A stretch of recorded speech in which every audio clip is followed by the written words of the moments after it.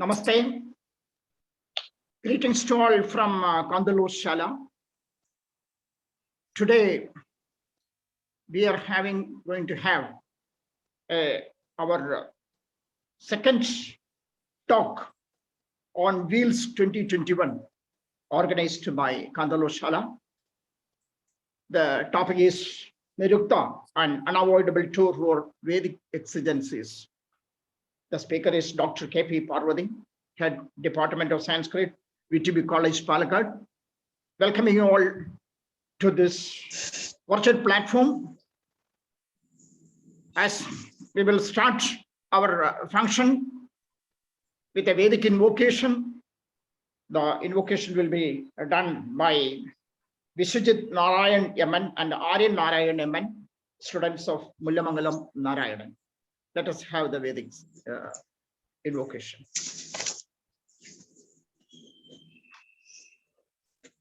Om Swasti Namimi Damasavina Bhagat Swasti Devyaditira Narpana Swasti Bhusha Asuro Dadhatuna Swasti Dyava Prathivi Suchetuna Swastaye Vayumubhabrava Swasti Bhuvanasya Yaspati Brihaspatim Darbhaganam Swastaye Swastaya Adityaso Bhavantuna Vishve Devana Adya Swastaye Vaishvanaro Vasuragris Swastaye Deva Avanta Prabhava Swastaye Swasti no Rudra Patavam Hasa Swasti Mitra Varuna Swasti Pathye Revati Swasti na Indrascha Agnischa Swasti no Adite Grudhi Swasti Bantha Manujare Mazujya Chandramasa Viva Punardadata Gnata Janata Sangame Mahi. With the divine words. Today, as Vedopasakas, for us in Kerala, and in India and in the country itself, the world over, a doyen of Ayurveda, Dr. P. Krishna Varya, is no more with us today. Today he had a demise at the age of 100. The country has respected him with the covetable awards like Padma Shri, Padma Bhushan. And it's of course, we are all sad about his demise, but at the same time, his contributions will make him to live upon to the centuries with us, because he has an ardent lover of Ayurveda. He has contributed very much to the upliftment of Ayurveda, and as well as he has given a great respect for the society at large. So with that in mind, Kantaloor Sala pay a homage to the departed soul by observing 1 minute silence. Please join with me. Dr. G. Ramamurthy, our Kantaloor Sala director, to welcome the speaker and the audience. Welcome. Good morning. Namaskaram to all. This is the second lecture of VEELS, Vedic Epistemology and Exegesis. And the topic is Nirukta, an unavoidable tool for Vedic Exegesis. And the deliverer of this speech is Dr. K.P. Parvathy. We all know that the Nirukta, one of the angas of the Veda, is usually translated as etymology and the origin and development of the words. But I think the etymology is a narrow word, though it is related to the subject. The way Nirukta is very broad on, and it deals with the definition of words and classification of words, and also deals with many subjects, many philosophical and metaphysical subjects also.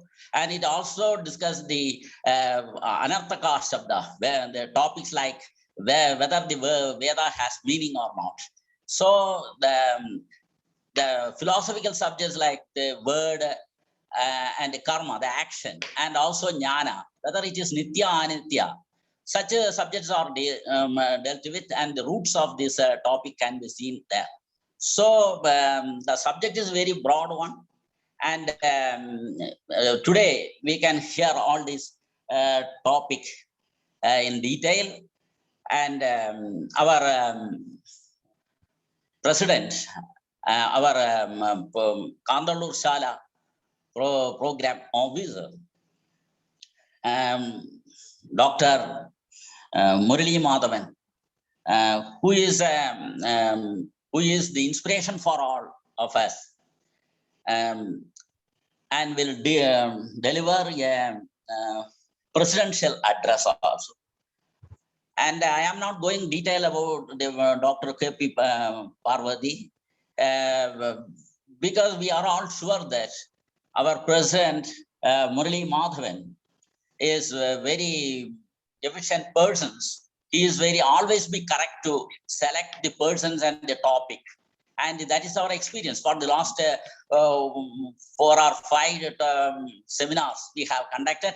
And in all that subjects, the persons and the topics are very apt, and we are sure that he will never go wrong in that matter. So I request, I welcome Dr. P.C. Murali Madhavan and also K.P. Parvathy for this delivering this to this meeting.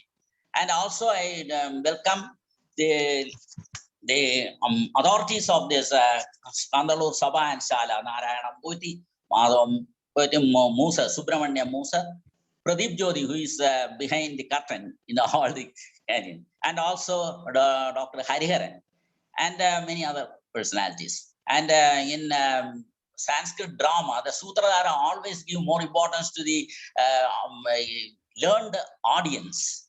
He always respects the learned audience, as he says that they are the people who can correctly judge the subjects and also the subject. So I welcome all the audiences to this national seminar. Now I welcome Dr. P.C. Murali Madhavan, sir. Actually, he is our Kantaloor Sala special officer, as well as the leading personality who guides us all our activities. So for his presidential address, I invite Dr. P.C. Murali Madhavan, sir, to this virtual platform. Shruti Smriti Purananam Alayam Karunalayam Namami Bhagavat Pada Shankaram Loka Shankaram.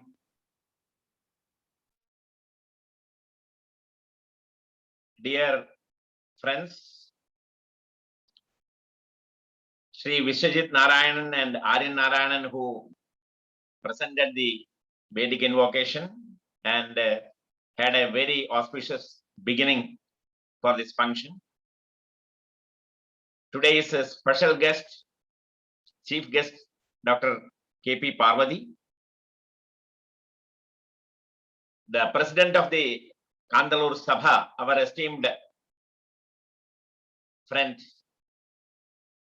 K. Narayan V.T, Vice President Madhavan Nambudiri, Secretary Sri Subramanian Musa. As Ramamurthy told, behind the curtain, who is the Sutradhara doing all the work, our Dr. Pradeep Jyoti, Dr. Ramamurthy, Dr. Hariharan, and all other executive members of our Kantaloor Sabha and the staff of our Kantaloor Sala, and the learned scholars and students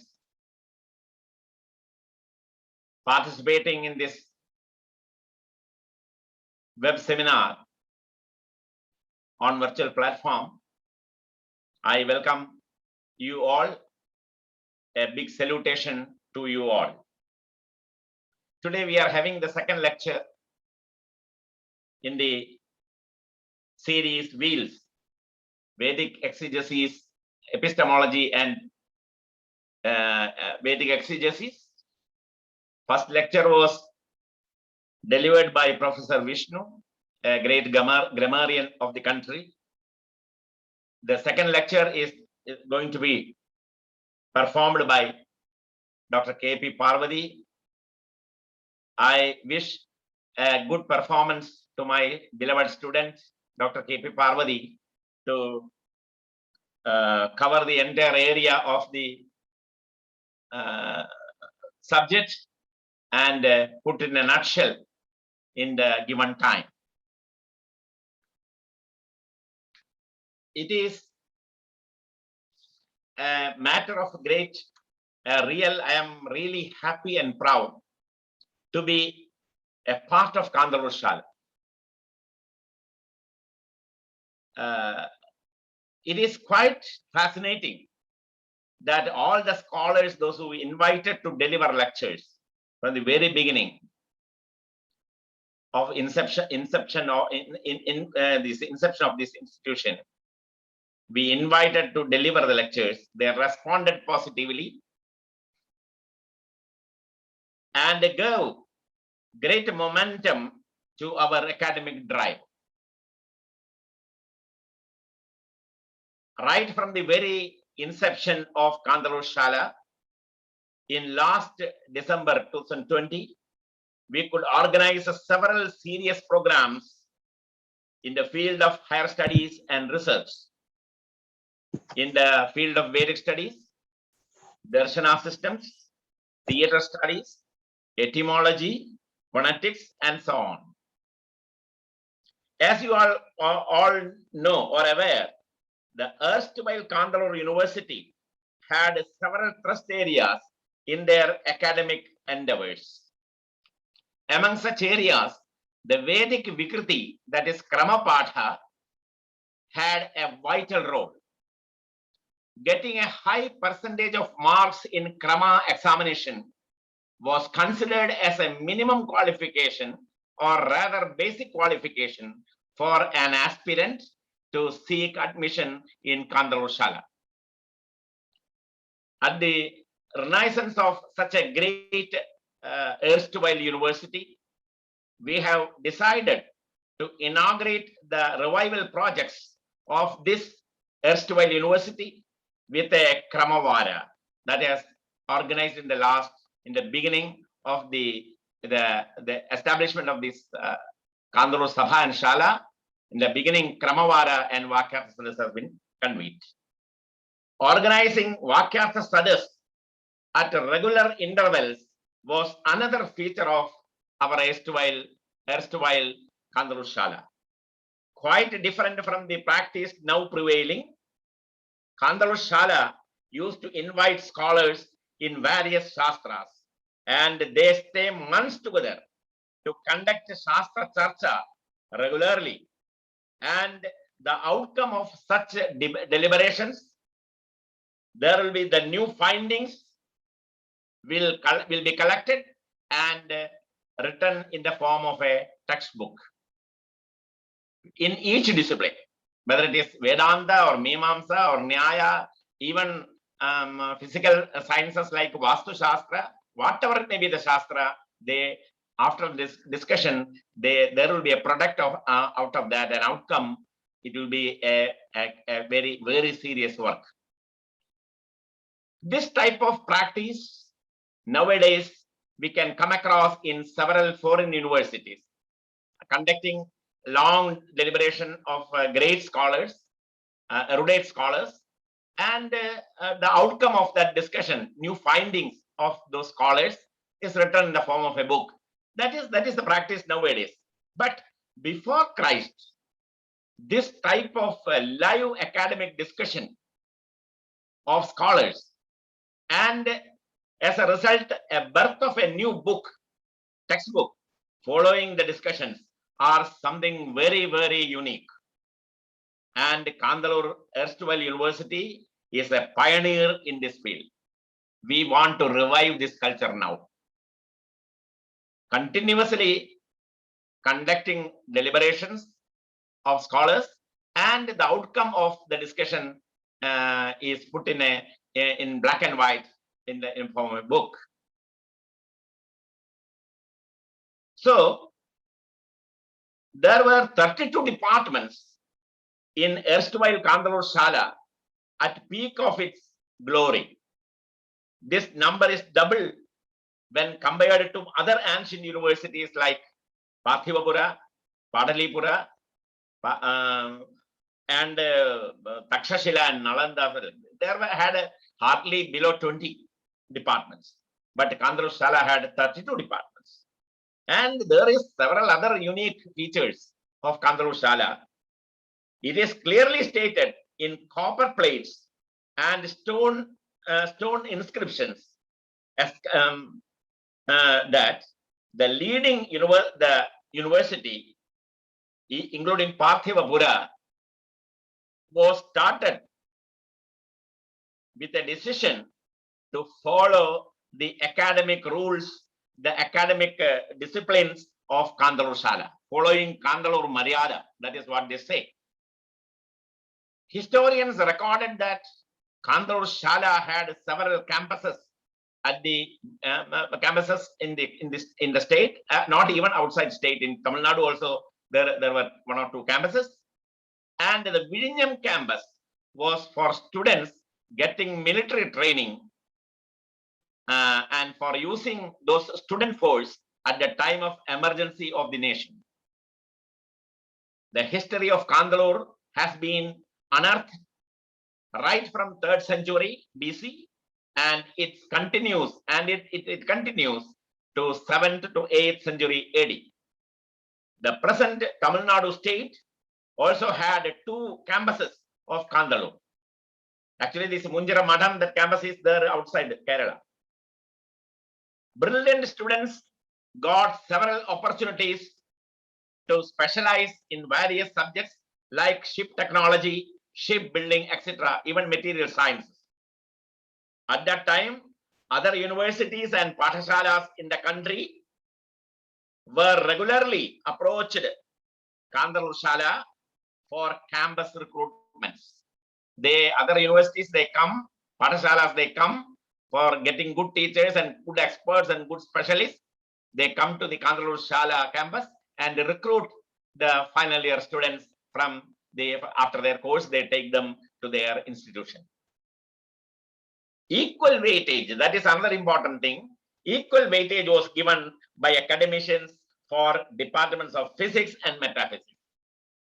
Both have equal importance, physical science and spiritual science. At present, in the stage of its revival, what we are doing now, we academicians should work hard to imbibe good practices, both in academic and administrative affairs, that prevailed in erstwhile Kantaloor Sala. Our desire is to revive this great tradition of the university in tune with the requirements of present modern society.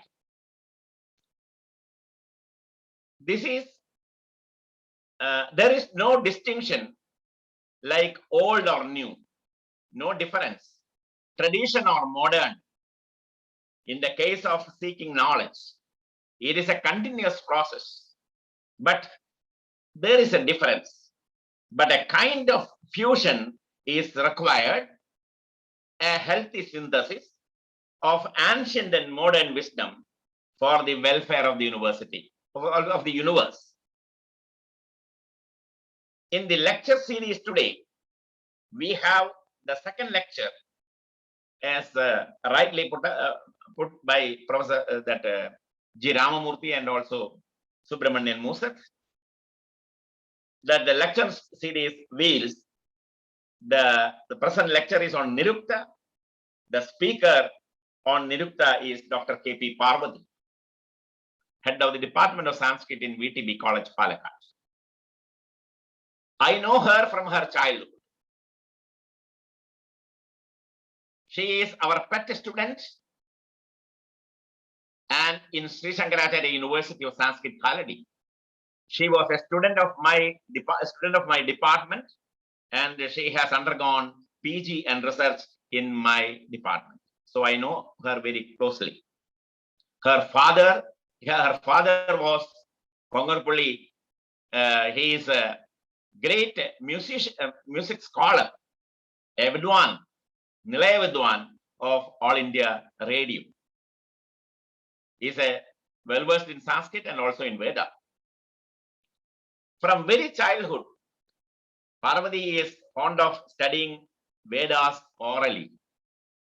Perhaps she is the only woman studied Veda chanting traditionally. She studied entire Rig Samhita under Achyuta Bharati Swamigal of Naduvil Matham, Thrissur.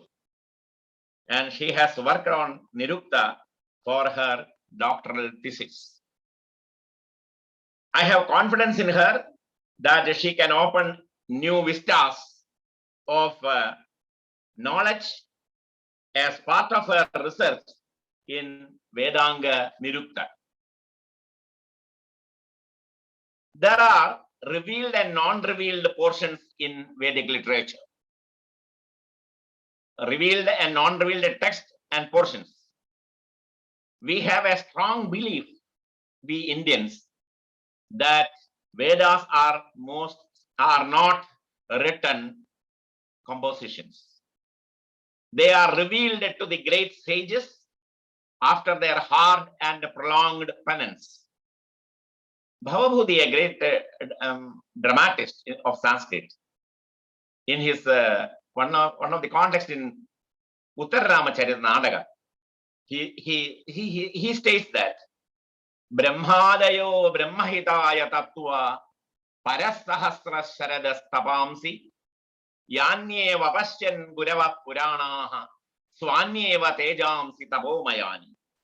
So this shloka makes it very clear that the Vedic rishis, starting from Brahma, conducted very prolonged penance, and as a result of that penance, they visualized the entire Vedic mantras, and their own Chaitanya, their own inner self, Chaitanya, Atma Chaitanya, has been transformed in the form of Veda mantras. That's what Bhavabhuti says. So it is not written, it is revealed. But non-revealed texts are also there in Vedas. The Vedic literature, what we consider now, is mixed up with both revealed and non-revealed. The Vedanga literature, 6 in number, are treatises in different disciplines, and they are written by different acharyas. The Vedanga texts on grammar, etymology, prosody, and phonetics, these 4, they put together regulate the correct pronunciation and understanding of the Vedic text, understanding the meaning and also the correct pronunciation. The very fact that towards the beginning of the first millennium AD, these texts on Vedangas began to be written, it indicates that from that time onwards, for some reason or other, there was difficulty in understanding and pronouncing Vedic texts correctly. That is why such Vedangas have been written. People when time goes, when coming down, normally people fail to understand the real sense of the real meaning of the Vedic hymns, and also how to utter, how to pronounce the Vedic mantras. That was quite difficult. There was a great confusion in that matter in the beginning of the first millennium, and slowly the texts like Nirukta, like Siksa, and such texts were originated because of the pressing need of the time. It shows that Vedic tradition, which was strictly oral, came down to us with several deviations from its original nature. I don't know whether our traditional scholars will agree with me or not, but it is a fact. I think Dr. Parvathy, when she, in the course of her lecture, she may give more information in this matter, and she is the person to talk today. So I am not interfering in that matter. But there are references. We come across Vedas, in Vedas, several Veda Nindas, as Ramamurthy rightly put it, that Nirarthakaha Veda. Veda has no meaning. It is meaningless. Veda mantras are meaningless. Such criticisms have developed at that time itself. And like Veda Nirarthakas like that, even the statements of Yaska and his commentator Durgacharya, Nighantu has been commented by Niruktakara. That is, that the text Nirukta is a commentary of the Nighantu.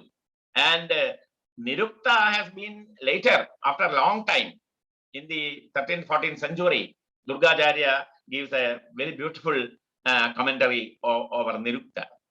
But this the Niruktakara and also the Bhashyakara, the Vyakarana, that is Durgacharya, admit different types of pronunciation of mantras. I don't know how it is possible. It is actually not possible, but that is possible, that what they say. I think there will be some answer from Dr. Parvathy in this matter. There are problems with Yaska too. Several leading scholars do not agree with Yaska in his derivation of meanings. They even blame Yaska that he has no historical sense. In spite of all these allegations, the contributions of Yaska to the field of Vedic semantics is really great. The first edition of the Nirukta was prepared by R. Roth and appeared in 1852. Roth does not seem to have thought that Nirukta concerned himself with historical, what we call, questions. After making some uncomplimentary remarks about the Indian mind, Roth was somewhat detrimental, and some pre-notions he was having. And Roth has commented that, I quote, Yaska rather indulged in apparently the harmless pleasure of solving grammatical problems for which no historical sense was needed. He ridicules Yaska by stating that his interpretational skill is nothing but exegetical grammatical science. I unquote. Probably Max Muller is the first scholar who attributed little bit historical sense to Yaska. But even Max Muller has stated at the end of his studies that, I quote again, I doubt whether even at present, with all the new light with comparative philology that discipline has developed at that time, and great light has been shed upon by the comparative psychology, philology. And the comparative philology has shed on the origin of words. Questions like these could be discussed more satisfactorily than they were by Yaska. That's what he says. So more satisfactorily, the Vedic hymns can be interpreted, their meaning can be told based on comparative philology, not as Yaska do it. Like Yaska, we maintain that all nouns have their derivations. This is a funny statement. But like Yaska, we must confess that what he says, that this is a matter of belief rather than of historical proof. So Yaska has no historical proof in his disposal, and he was simply, according to his belief, he used to. This statement is by Max Muller in his book, A Historical Ancient, a History of Ancient Sanskrit Literature, published in 1859. There are so many academic advocates to speak, rather argue for and against Yaska. Among them, I could not find a scholar who is totally impartial. So anyway, these are some of my observations. We will have some time for a discussion after the lecture. Anyway, we will now hear Dr. K.P. Parvathy and her scholarly presentation, and then we will move to for discussion.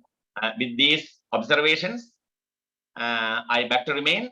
I thought my last 2-3 meetings, when I was presiding the session, I was not having sufficient time to discuss on Kantaloor Sala.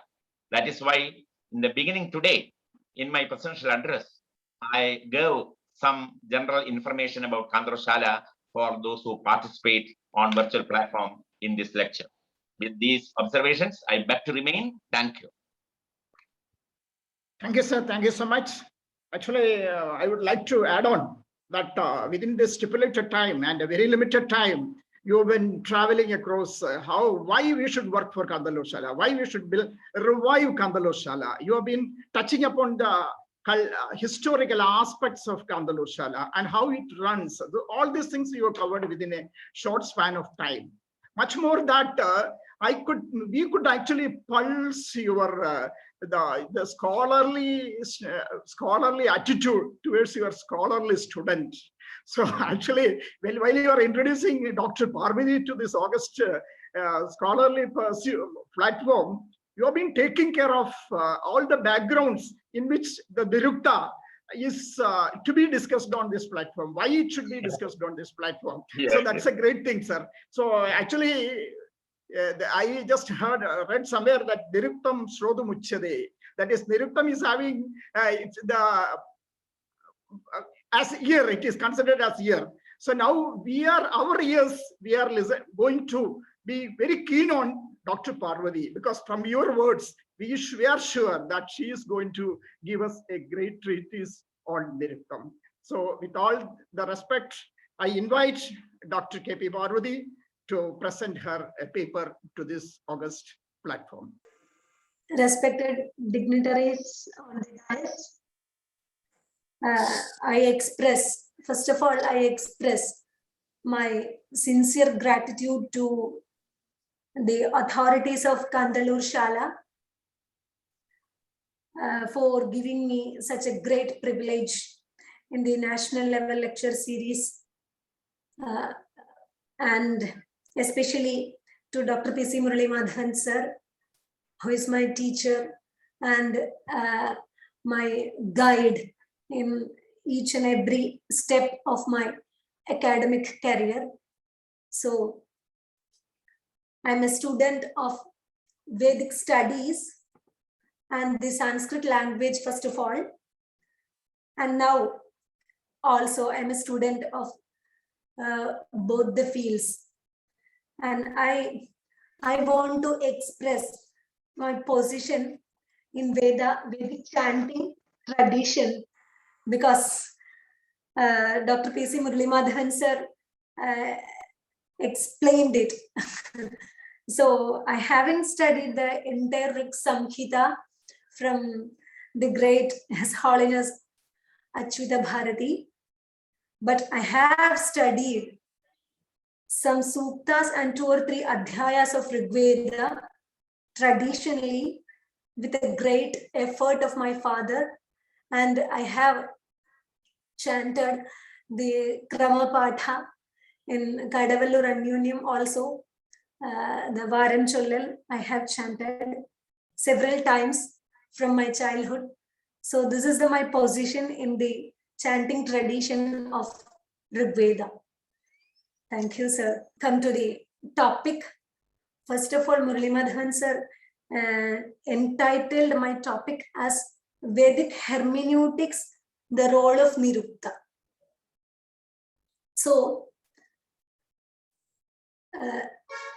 sir has explained the position of Nirukta in ancient and modern treatises and modern linguistic aspects or linguistic studies, how the text has been analyzed and how the position of the text has been understood by the scholars of ancient and modern Sanskritist or linguistic scholars, especially Indian scholars, and not only Indian scholars, Western scholars also. So we have to understand the role of Nirukta in a much more detailed manner, because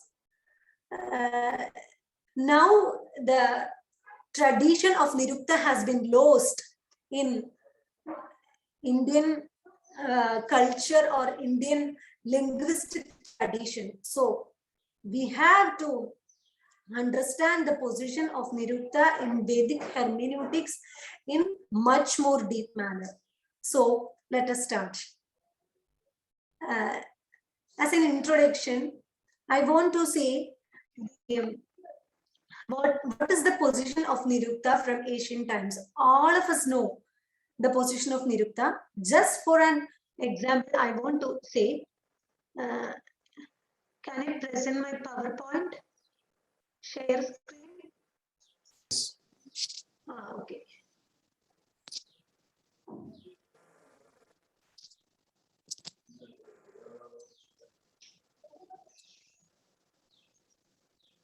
Okay.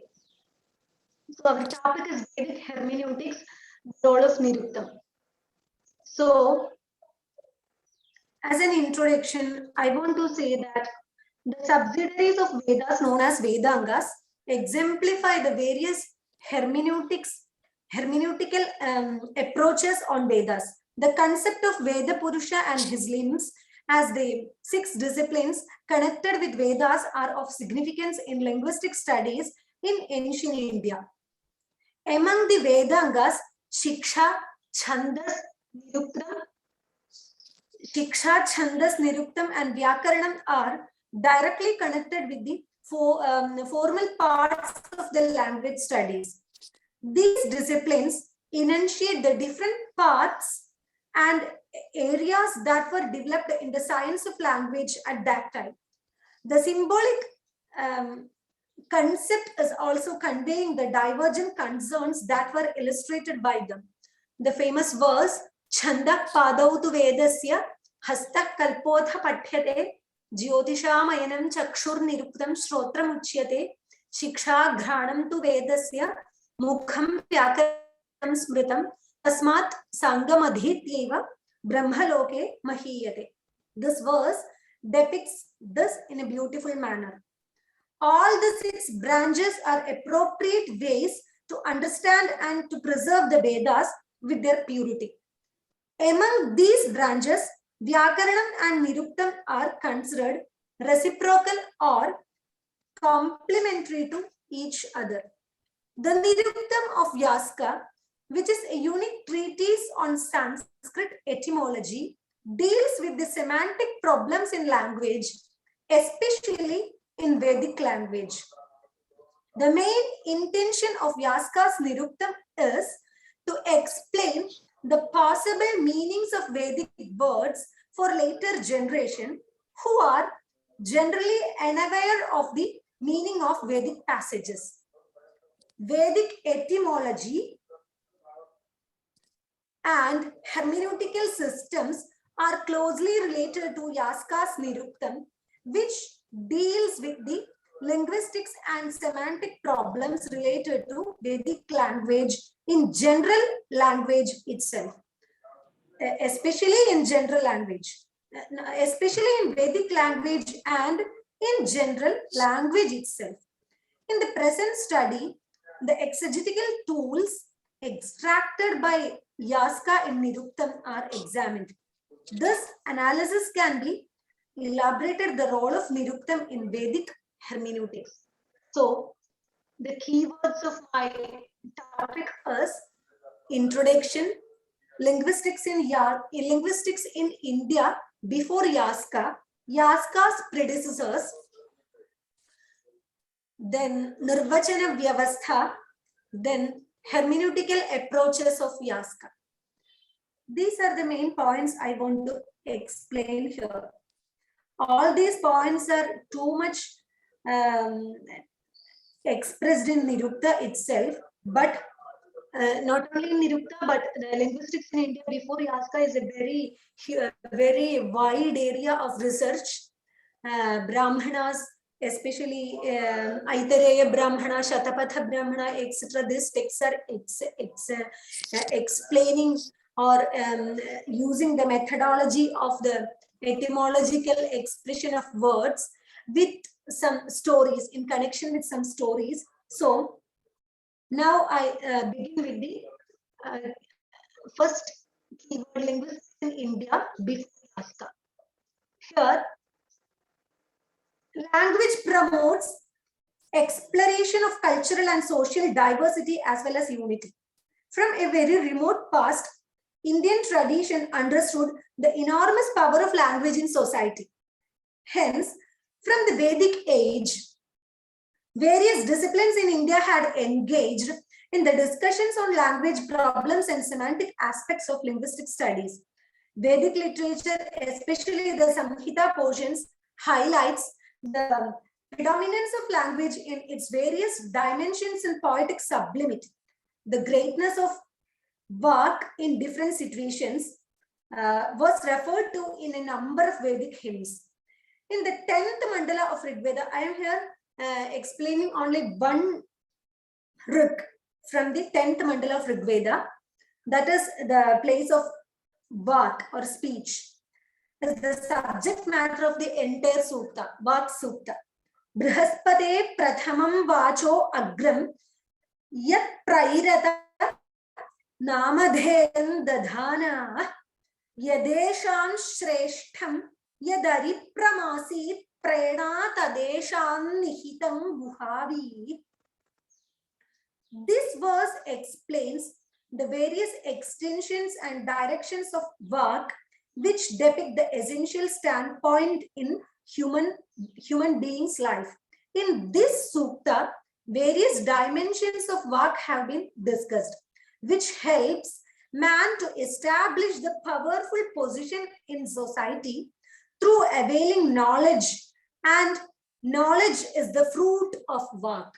The second hymn, Saktumiva Tita Una Punanto Yatra Dhira Manasa Vachamakrata Atra Sakhaya Sakhyani Janate Bhadraishal Lakshmir Nihitadhi Vachi. When the wise created speech in their minds, winnowing it as men winnow floor with a sieve, then friends know friendship. Grace is placed upon their word. So there are a lot of examples from Vedic literature itself, and now I am coming to Brahmana texts. So some basic and elementary observations of etymological analysis of words are available in Brahmana texts also. For example, according to Taittiriya Samhita, the word Rudra is derived from the root Rudira Ashru Vimochane. Rudira Ashru Vimochane. Yad arodit tad Rudrasya Rudratvam. These two are the explanations of the word Rudra. Some preliminary observations are also mentioned in Samaveda. The word Gatham is explained by Samaveda as Vipraya Gatham Gayata, from the root Gai Gane. And another explanation for Jata Veda in Atharva Veda, Yatraisham Agne Janimani Vetha Guha Satam Atrinam Jata Veda. This is the explanation. Jata Veda is a synonym of Agni. So how the word Jata Veda came has been explained in Atharva Veda like this. Again, Kavyena Kena Jatenasi Jata Veda. Once more explanation in Atharva Veda. Kavyena Satyam Jatenasmi Jata Veda. There are a lot of examples, and I want to quote the explanation of Vachaspati Mishra. According to Vachaspati Mishra, the definition of Brahmana is as follows. Niruktyam yasya mantrasya viniyoga prayojanam pratishtanam vidhischaiva brahmanam tadihochyate. So that Niruktyam, etymological explanation, is the first step of Brahmana. The Brahmanas aim at providing the etymology, application, use, basis, and the injunction of mantras. This is a characteristic feature of Brahmana texts, and they promote etymology as the right way to the awareness of meaning. So, the treatment of etymology in Brahmanas is helpful to elucidate the meaning of Vedic hymns and words for the sacrificial purposes. Moreover, it may be used to explain the historical background of the word. This is an interesting phenomenon for the modern etymological and linguistic features and the divergent areas of the word meanings, which may be traceable from the treatment of Brahmana texts. The etymologies of Brahmana texts explore the divergent areas of meaning exposition, and through this attempt, they promote various purposes of Brahmanic culture, that is, yajna samskara and sacrificial performances. There are interesting narrations connected with word etymology in Brahmanas. They promote the theory of root origin, which may be characterized as the feature of Indian tradition of etymology. Now, the next keyword, Yaska's predecessors. Yaska's predecessors, I'm explaining here. Yaska's predecessors are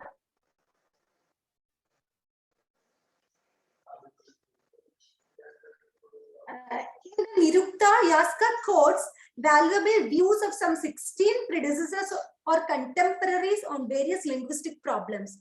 I want to quote these predecessors because they are explaining, or these quotations of Yaska explaining the rich position of linguistic studies in ancient India, not only for Vedic studies, all over the knowledge system established at that time. So, in the Nirukta of Yaska, he quotes valuable views of some 16 predecessors.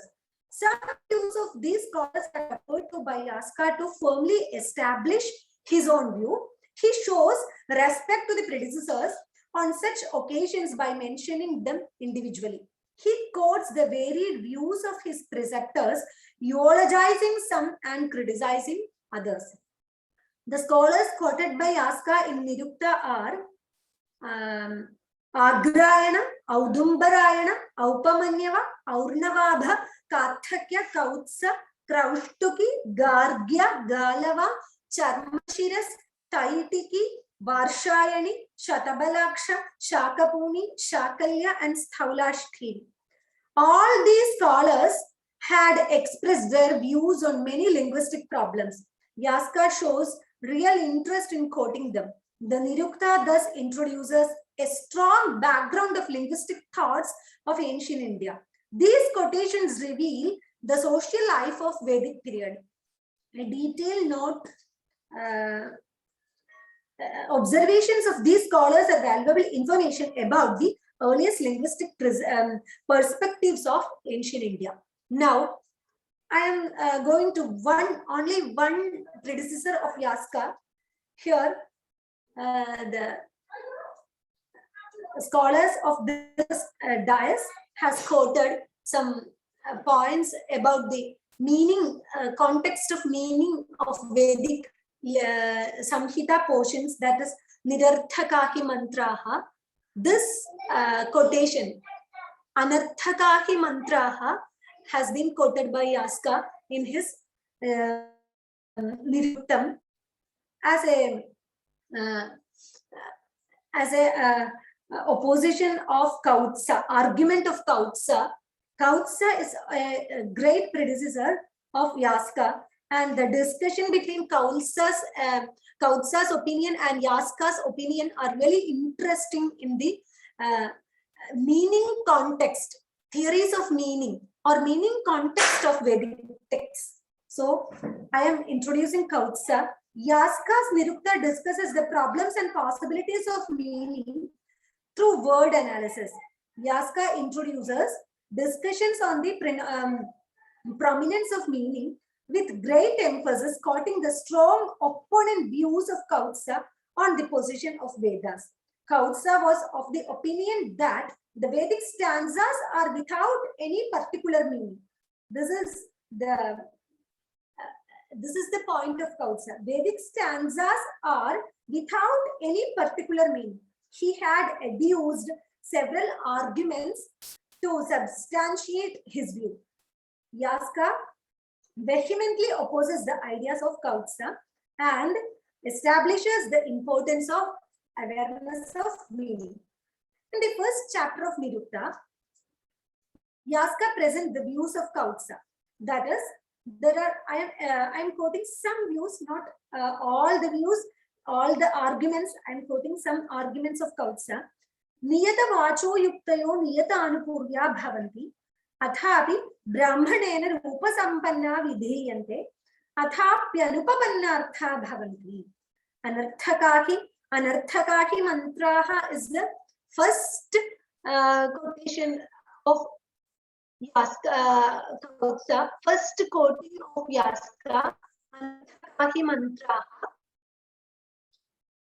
Then Niyata vacho yuktayo niyata anupurvya bhavanti athapi brahmanena rupa sampanna vidhiyante athapyanupapannartha bhavanti. So he says that because the Vedic hymns are without any particular meaning, Kautsa says hymns have their words fixed, their order too is immutably fixed. Further, the accomplishment of the ritual form is enjoyed by the Brahmana texts. More, it is difficult to obtain their meaning with ease. Vedic stanzas are Yaska establishes his objections with the main arguments that the Kautsa's opinion has been objected or argued by Yaska, saying that Arthavantaha Shabda Samannayat. This is the first objection made by Yaska for Kautsa's opinion. Vedic stanzas are significant because words are identical with the spoken language. Lakshman Sarup has discussed these arguments very seriously, and according to him, Kautsa was a historical entity which represents the anti-Vedic skepticism of the early stages. He says, as the Nirukta is one of the 6 auxiliary treatises of Vedas, it is rather difficult to say with what object Yaska presented and tried to controvert the view of his opponents, for it is inconceivable that the learned theologians would reproduce in their orthodox books a controversy which challenges the most fundamental beliefs of their religion.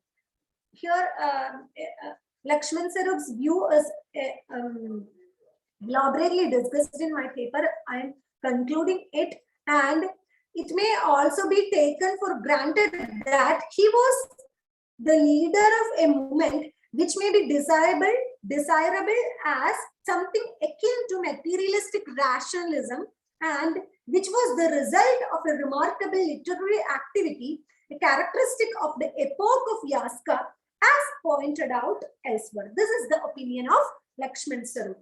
Here, Brahmana Rupa has been accepted as the authoritative text, and Mantra Rupa are only means to accomplish them. This view indicates that Kautsa was more or less a Mimamsaka. Kautsa's arguments against the meaning of Vedas signify the standpoint of Kautsa as a Yadnika. That is, he accepted the Vedas only as a tool to Yajna. During the time of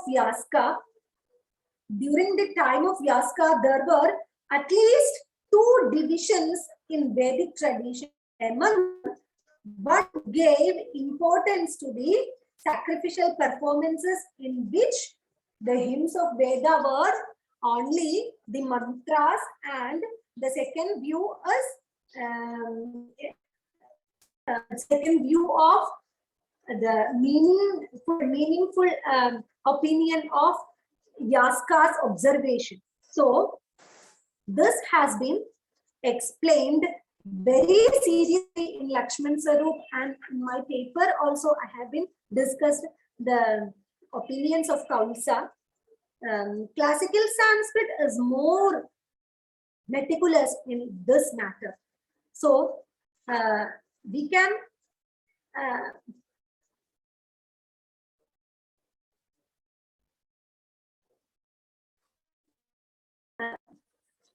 Yaska, who was a strict follower of the tradition of etymologists, gave importance for the awareness of meaning of Vedic texts. Kautsa, on the other hand, may be a follower of tradition which stresses on the Vedic chanting. This is an important factor in the development of the history of Vedic tradition. In the later period in India, there was a strong influence for this chanting tradition which stresses divinity of sounds, especially Vedic sounds, and practiced this from generation to generation for the preservation of Vedas in their verbal purity.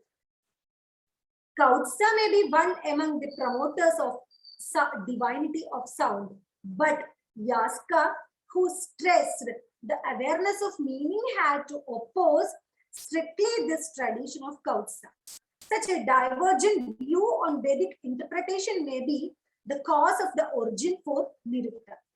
Yaska says, without etymology, the precise meaning of Vedic stanzas cannot be understood. For one who doesn't understand the meaning, a thorough investigation of accent and grammatical form is not possible. This statement implies the importance of knowledge of meaning in Vedic hymns. This is the Kautsa controversy explained in Nirukta. I am only explaining I am only illustrating her saying her the Kautsa as a predecessor of Yaska, and there are a lot of predecessors, and there are a lot of interesting areas of discussions in linguistics, grammar, etymology, semantics, and there are a lot of socio-linguistic approaches, a lot of things we can see in Nirukta. So I'm skipping all the next topic is Nirvachana Vyavastha. So the Nirvachana Vyavastha, in the second chapter, Yaska discusses the application of principles and conditions of etymology, that is Nirvachana Vyavastha. Here, Yaska illustrates two categories of words. Tadyeshu padeshu swarasamskarau samarthau pradeshikena gunena anvitau syatam tatha tani nirbruyat, which means those which are regular in their grammatical form and accent system and are accompanied by an explanatory radical notification. That is, they can be explained. The other, irregular in grammatical forms, that is, atha ananvide arthe apradeshike vikare arthanitya pariksheta kenachid vritti samanyena. That means the other, irregular in grammatical forms, irrelevant in meaning, and the explanatory radical modification is considered to be non-existent.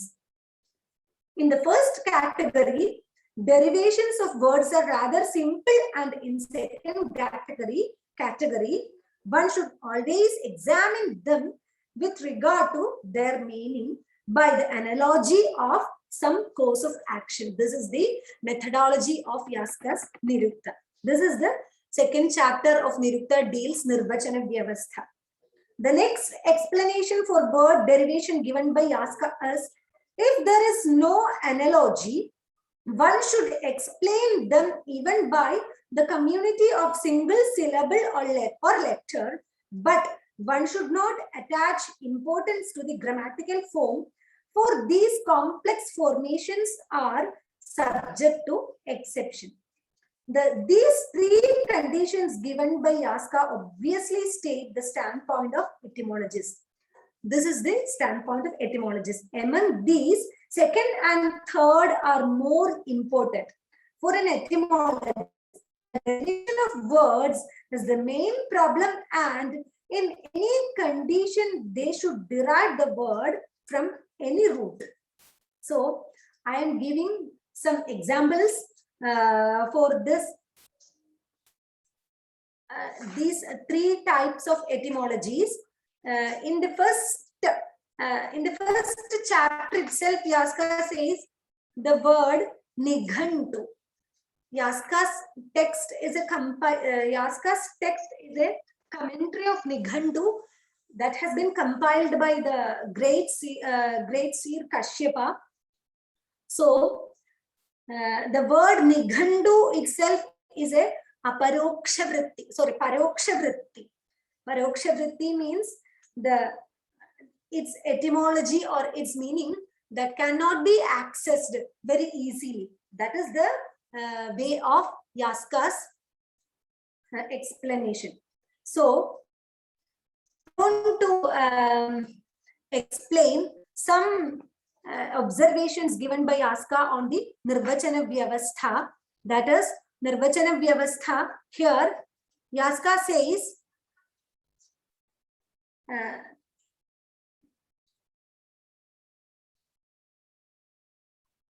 one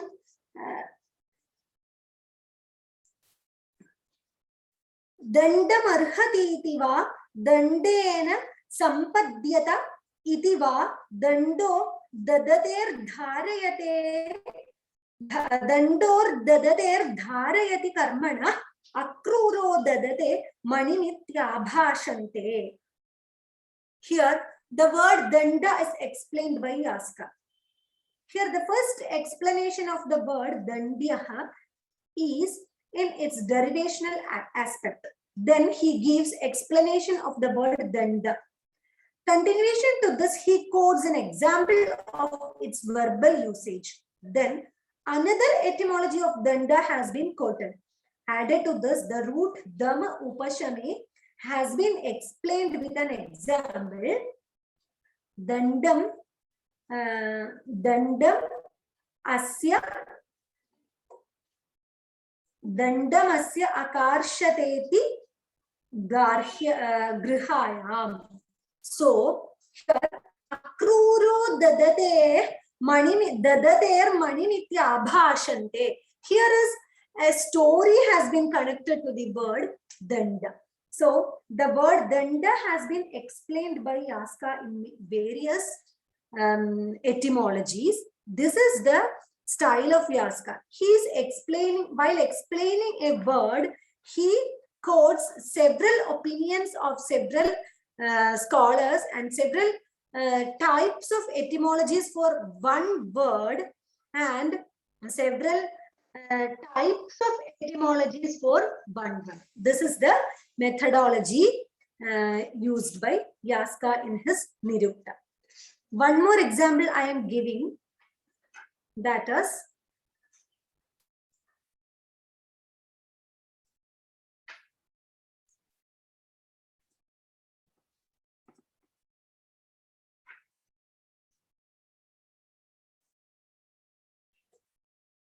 one more example of Yaska I am giving here is the status of women has been explained by Yaska. That is, a Vedic passage has been quoted here.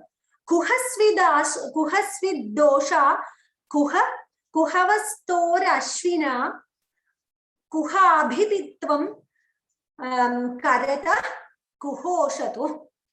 The Rigveda 10th mandala. Where are you during the night? Where during the day? Ashwins, where do you get your necessary things? Where do you dwell? Who puts you to bed in a dwelling place as a widow, a husband's brother? Here, Kovam Shayutra Vidhaveva Devaram. This is the important word which explains the status of women also in the Vedic passage. Who puts you to bed in a dwelling place as a widow, a husband's brother, and a lady, a man? This Vedic passage and its explanations emphasizes the social and semantical approaches of Yaska explained through etymology. One more etymology I want to say in Vidhava. The word Vidhava, Vidhatrika Bhavati, Vidhavanadva, Vidhavanadvepi, Charmashira, Apiva, Dhava iti, Manushyanama, Tadviyoga Vidhava. A widow becoming sustainer, devoid of the sustainer or traumatized by the death of the sustainer, says Charmashiras. This is the opinion of Charmashiras. It can also be explained, Dhava means man, and due to his death, one becomes widow. Charmashiras gives a remarkable explanation for the word Vidhava. Durga comments on this derivation as Sahi Bharturabhavad Anuruddhyamana Pumbhi Yatastato Dhavati. Bharturabhavad Anuruddhyamana Pumbhi Yatastato Dhavati. Vidhava is a woman running helter-skelter, intercepted and impeded by men due to her being devoid of a husband. This explanation for the word Vidhava explicitly states the status of woman at the age of Yaska, as well as she was respected by the world in her family life. She was totally removed by people at the death of her husband, especially by men. This picture of a lady, a widow, switched off to a helpless condition at the death of her husband has been depicted by Yaska through this explanation. The derivations quoted by Yaska on the word Vidhava imply the prominence and need of a husband in woman's life in such a social situation.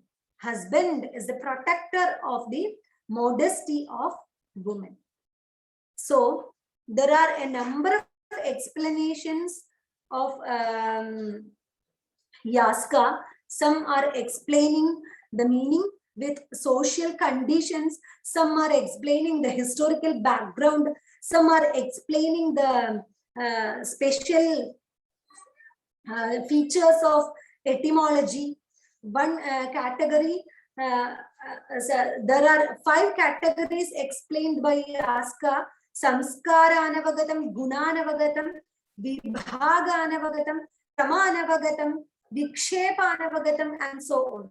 Here, one interesting explanation of Swaranavagatam is really an interesting context in Nirukta.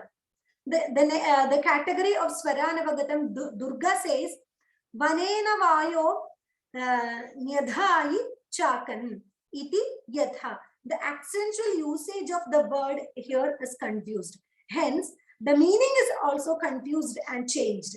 Yaska illustrates this type of words with their accentual explanation. So, this is also a really interesting topic in modern linguistics. According to the philological approaches on language, there are various types of languages in the world. Indo-European family of languages exhibit the characteristic features of accentual change. Vedic Sanskrit was accented and the meaning of Vedic hymns are based in it.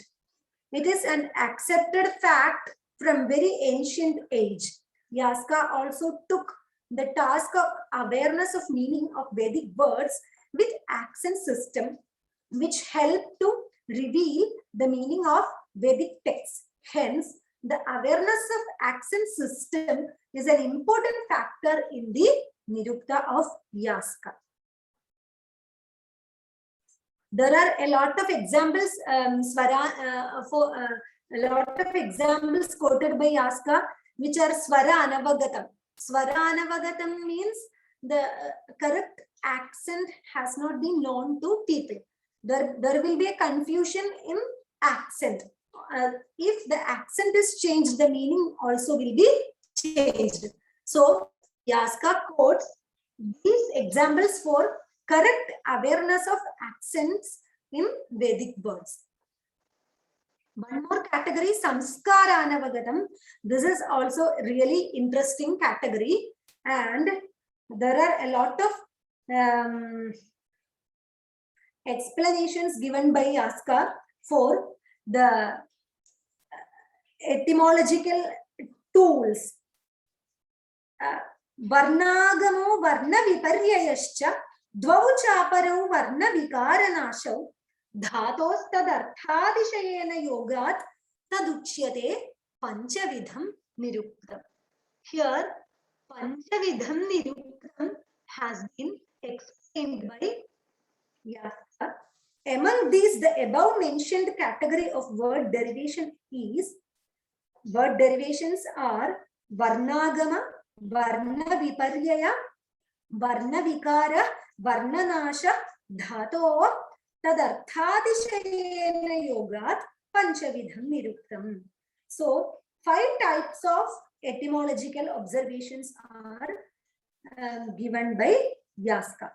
Here, a lot of discussions are made by Yaska in the etymologies. I have explained the Samskara Anavagatam and Swara Anavagatam, and one more thing I have to explain in this paper is the social life of Vedic people. While discussing the importance of particles and prepositions, that is Upasargas and Nipatas, Yaska quotes various hymns as examples. Among these, some hymns are enough to give some observations on the social setup of Vedic age. These observations elucidate the idea of some social conditions like wealth, poverty, status of women, and conditions of caste category as already noted. Here, the particle come as an upasarga, nipata, is used as expletive in Vedic, in the Vedic hymn. That is explained in Nirukta. Nishtvakrasas chidinnaro bhuri toka vrika diva bibhyasyanto vavashire shishiran jivanayakam. Men without garments and having many children, being afraid of a wolf, making meaningless sounds as they longed for the spring to live. Here, this particular hymn has been quoted by Yaska for the expletive usage of come. Shishiran Jeevanaya, come. But the hymn depicts a picture of Vedic people who were suffering from poverty. According to the commentary of Durga, the quoted hymn explains the sufferings of poor people, and the word Bhuritoka means having many children. Bhuritoka means having many children, and the word Nishvakrasaha means men without garments. The Vedic hymns are explaining the philosophical, poetical, and material richness in society. Above hymn denotes the poverty of some people who were murmuring with the frightened nature of it. According to them, the winter seems to be like a wolf. That is Bibhesyanto Vavashire. Bhuritoka Vrikadiva. Vrikadiva means seems to according to them, winter seems to be like a wolf. Here, the cultural state of the indigenous people is also observed, that those with having many children are helpless and poor. This implies that Vedic age was enriched with numerous types of wealth like cattle, gold, farms, as well as there existed suffering from poverty, which may be announced as a phenomenon going with the cyclic movement of the universe. All these quotations made by Yaska, there are a lot of quotations from Nirukta, from Vedic passages in Nirukta. But the interesting matter is that some quotations in Nirukta is not seen in the present text of Vedic literature. Durga also says that some verses or some hymns he has not explained fully. He says that Mrigyaha Sheshaha, which means it is not seen in the text. There is a story connected with this, but a lot of hymns. There is some stories with hymns. So Vedic hymns which are considered as preserved without any change or interpolation are lost and not found in the later Samhita texts. So some of the Vedic hymns which are not in Samhita texts, some passages which may be interpreted with remarkable social significance are also not found in the present text. One more example, Yaska in Yaska's Nirukta, Havirbhireke Svaritas Sachante, Sunvanta Eke Savaneshu Tachir Madanta Uta Dakshinabhir Nejihmayanto Narakam Patama. This hymn is also not seen in the present text. Durga also says that Sheshom Rigyaha iti. In this hymn, the sage Narada compelled the wives of Asuras to cheat their husbands. At that time, their lamentations to the sage are illustrated in this hymn, but the quotation is untraced according to Durga. Yaska illustrates a number of Vedic passages which are not seen in the present text. Again, there are a lot of problems, semantic problems, linguistic problems, and now I am coming to the hermeneutical approach of Yaska. The observations on the word analysis of Yaska paved the way for hermeneutical strategy in later Indian exegesis. The explanation of the word Gau is a best example for the possibilities of hermeneutical approaches in the Nirukta. The work is intended to reveal the precise meaning of Vedic passage. Yaska's approaches on the explanations of Vedic words are provided with the discussions and observations of various disciplines and scholars. Those observations and These observations are substantiating the different interpretations of Vedic literature at the age of Yaska. I am quoting some instances. The methodology of Yaska in the explanations of Vedic words are far extending to the possibilities of meaning discourses with the popular usages. This paved the way for two different types of social features in the observations of Nirukta. Some Vedic passages mentioned in Nirukta illustrate the cultural and social structure of Vedic age. Some explanations and discourses made by Yaska throw much light on the formation of the society at the age of Yaska. While illustrating the importance of nipatas, their usages as an expletive in sentence mentioned by Yaska. Here, Yaska quotes a Vedic passage which is not found in the present Samhita portion, as I mentioned above. But the passage expresses the living conditions of the Vedic people who were suffering from poverty and the like. That is Nishtvakrasas Chidinnaro Bhuritoka Vrikadiva. And while explaining the word apatyam, Yaska discusses the inheritance of patriarchal system in the society. Here, Yaska gives apatyam, the word apatyam. Yaska gives the observations of different disciplines and lawgivers. Moreover, the inheritance of the son, daughter are discussed by Yaska in a detailed manner. The word etymologies like kanya, that is svayam netavya, duhita, dorhita, and vidhava, vidhavanadva, vidhavanadva are explaining the socio-semantic approach of Yaska. The tradition of Nirukta, which lays stress on the discussion of the meaning of Vedic hymns and words, is not fully followed by the later generation. This may be due to the influence of other disciplines like Mimamsa, Vedanta, etc. Yaska himself mentions different exegesis on Vedic passages, which are noteworthy remarks on the educational status of the age of Yaska.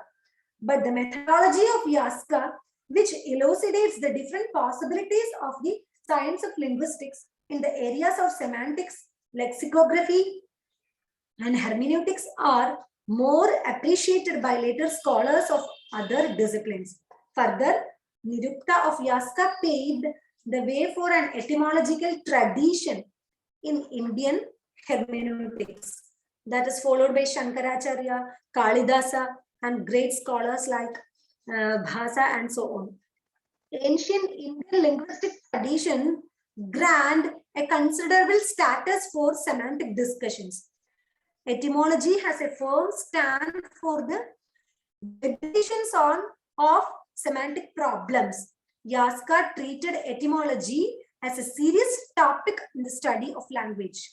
Yaska's remarks on various linguistic and semantic problems are substantial to formulate the linguistic richness and profoundness of maxims during that age. Some observations in the Nirukta are reflections of the society during the time of Yaska. Moreover, the study of Vedic etymology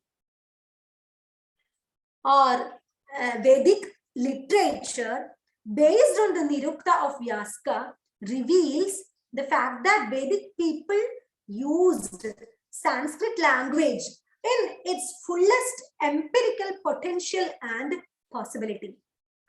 Discourses on meaning which enriched the etymological studies are still relevant in modern linguistics. So now I conclude the presentation because the time is over, and explained some features of Nirukta in hermeneutical studies or hermeneutical approaches of Vedic literature. And I don't know how much effective was the presentation. And thank you once again for giving me such a great privilege in the Kantaloor Sala. Thank you, sir. Thank you very much. Thank you so much. You've been well explained. It was definitely a good treatise on the Nirukta. That is, definitely you have been touching upon the linguistic. It's in India before Yaska, and the contemporary Yaska's approach, periodical approach, predecessors, Yaska's predecessors. Of course, there are so many are there, which is a time you cannot cover, but definitely Kraustagi is and Yaska's approach you have been comparing, and there were contradictory statements on that. That was well explained here. And standpoints of etymologists in different how the standpoints of different etymologists have been well explained. Definitely the social conditions in historical approach and all those things, that was well explained. Definitely the hermeneutics in the Vedic approach, that hermeneutics, definitely it will throw light on the epistemology and exegesis, how it should be, and what all the how it can be. So there is different areas in which you have been touched upon, that is before Yaska's predecessors of Yaska, as well as contemporaries of Yaska, and all the things has been definitely hermeneutical approach. Your approach, you have been, Yaska's approach has been touched upon. So that and all definitely throwing lights on people and which can think of, and on Nirukti point of view, that is in the etymologist point of view, definitely it is well explained. It's a nice treatise for the Kantaloor Sala. On this occasion, we thank you so much for the well, actually you have been well structured lecture, I can say. That is, it has been well structured, and definitely it is throwing lights to the listeners. Thank you so much for your all efforts, and well talked about the today's topic. So on behalf of Kantaloor Sala, I thank you so much. So I myself will start asking a simple question. So which is actually to start with, actually my doubt is this morphology and syntax, how this it will be connected with etymology, and the etymologist Nirukta way, this how it is being talked on, how it can be approached. That is my simple question.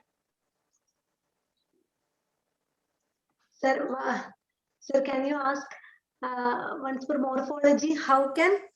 How this Niruktas, the morphology and the way, one example, how this, say, suppose, and now the Rupa Vijnana, that means the Rupa Vijnaniyam, if you say the morphology is nothing but the Rupa Vijnana. So how in the Rupa Vijnana, can you just say one example, how this Rupa Vijnanam can be with the Nirukta point, how it can be explained. Okay, sir. Okay. Shall I now itself? Or you can after note all the questions and answer in the last. Yeah. If any more questions we can. Some more questions are there. Let them ask, and finally you can put all the answers. വാക്യ ഘടന, അപ്പൊ ഞാൻ ചോദിച്ചതാണ് മലയാളത്തിൽ ചോദിച്ചു, ഈ വാക്യ ഘടനയും അതാണ് സിന്റാക്സ്, അതിന്റെ മോർഫോളജി. അതെങ്ങനെയാണ് അതിന്റെ രൂപവിജ്ഞാനം, അത് നിരുക്തിയുമായിട്ട് എങ്ങനെയാണ് നിരുക്തിയുടെ ഒരു നിരുക്തികാരന്റെ ഈ എറ്റിമോളജിസ്റ്റിന്റെ പോയിന്റ് ഓഫ് വ്യൂവില് അതെങ്ങനെ എക്സ്പ്ലെയിൻ ചെയ്യുന്നത്? Okay. Any more questions? You can just okay.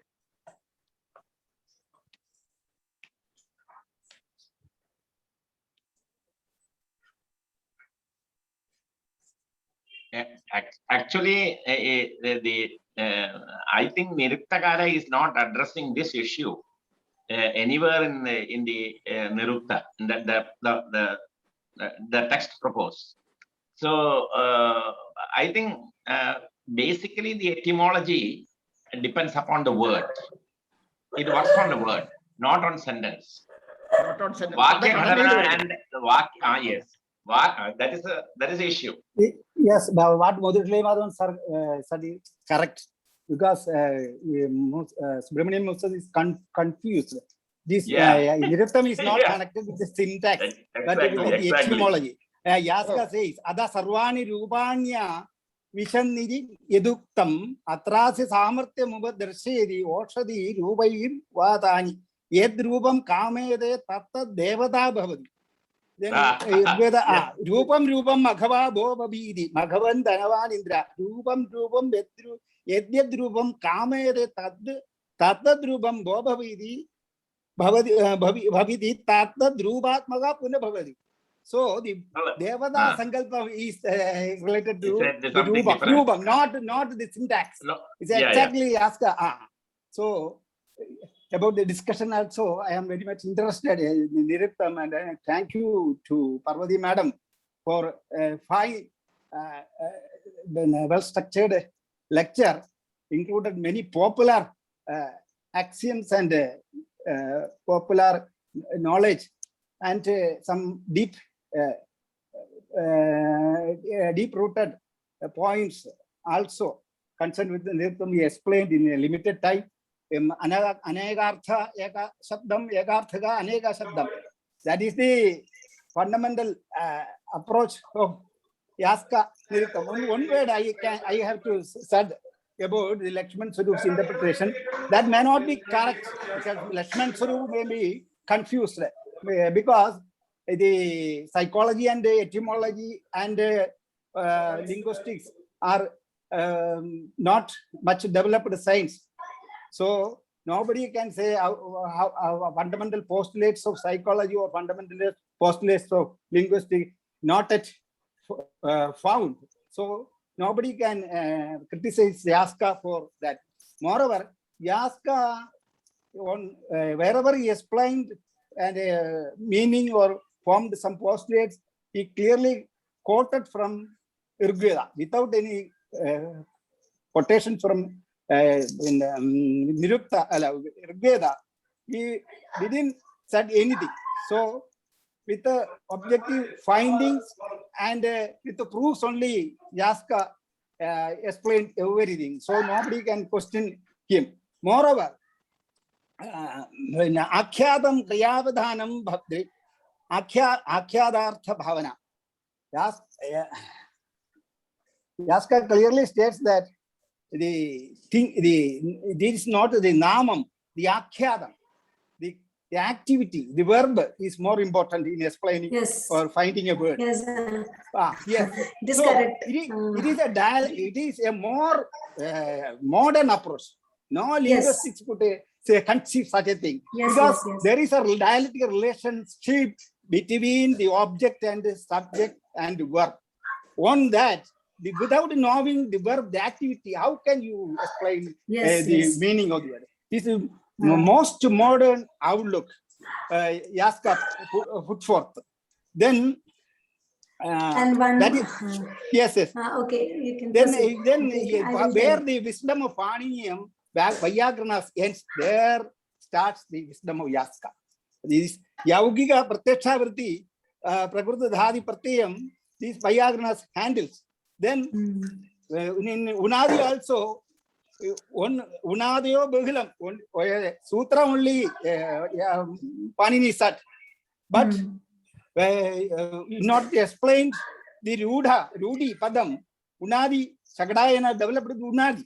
But the Unadi, with the aid of the difficult rules, most difficult rules of Paninium, and with the Unadis, you cannot explain everything, the meaning of Veda.